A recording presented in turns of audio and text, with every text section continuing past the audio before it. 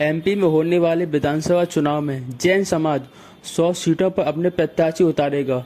जैन संतों ने कहा कि सरकार सुन ले, यदि जिता नहीं सकते तो हरा जरूर सकते हैं।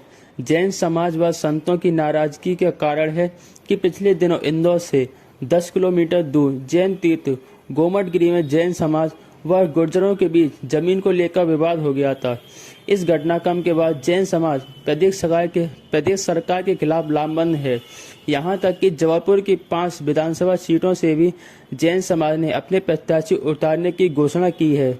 बताया गया है कि जैन संत पुलक सागर ने सरकार को चेतावनी तक दे दी है कि गोमटगिरी से कब्जे नहीं हटाए जाते हैं तो इस खामियाजा सरकार को भुगतना पड़ सकता है। वहीं बावली भगवान दिगंबर जैन ट्रस्ट के अध्यक्ष ने भी इंदौर में पत्रकार से चर्चा करते हुए कहा कि अपने हक के लिए सरकार से टकराने से पीछे नहीं हटेंगे।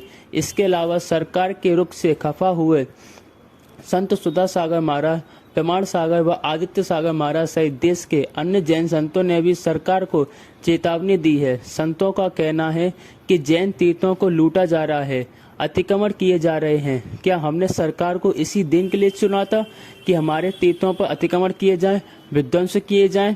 पहले सिगरजी पर आंच उठी, अब गोमटगिरी पर। ऐसा करते करते तो कोई तीर्थ क्षेत्र ही नहीं बचेगा। ऐसे में जब सरकार हमारा साथ नहीं देगी तो हम भी सरकार का साथ नहीं दे सकते। संतों ने यहाँ तक कहा कि अब समय आ गया है कि अपनी बात को मनवाने के लिए राजनीतिक ताकत जरूरी है। समाज अब विधानसभा चुनाव में बड़ी चुनौती बनकर उतरेगा।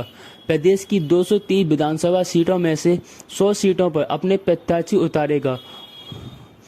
गौरतलब है कि मध्य प्रदेश में 5 लाख से ज्यादा जैन हैं जो 106 सीटों पर दखल रखते हैं।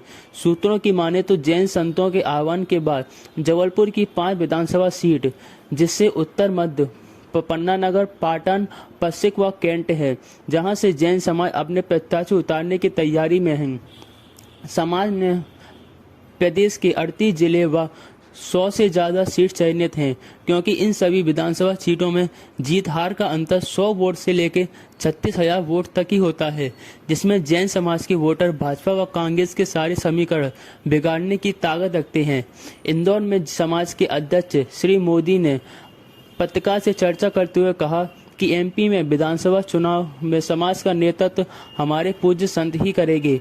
टिकट वितरण के अलावा समाज के लोगों को एकत्रित करना व मार्गदर्शन भी संतों द्वारा ही किया जाएगा। जैन समाज अपनी मेहनत के बलबूते पर आर्थिक तौर पर सक्षम है। हम सरकार से कभी अपनी सुविधाओं या किसी अन्य चीज के लिए डिमांड नहीं करते। अपनी विधानसभा क्षेत्र में के जैन प्रत्याशी को ही चुनाव मैदान में उतारा जाएगा। अब आपको बता दें, इस जिले में उतारे जाएंगे जैन प्रत्याशी।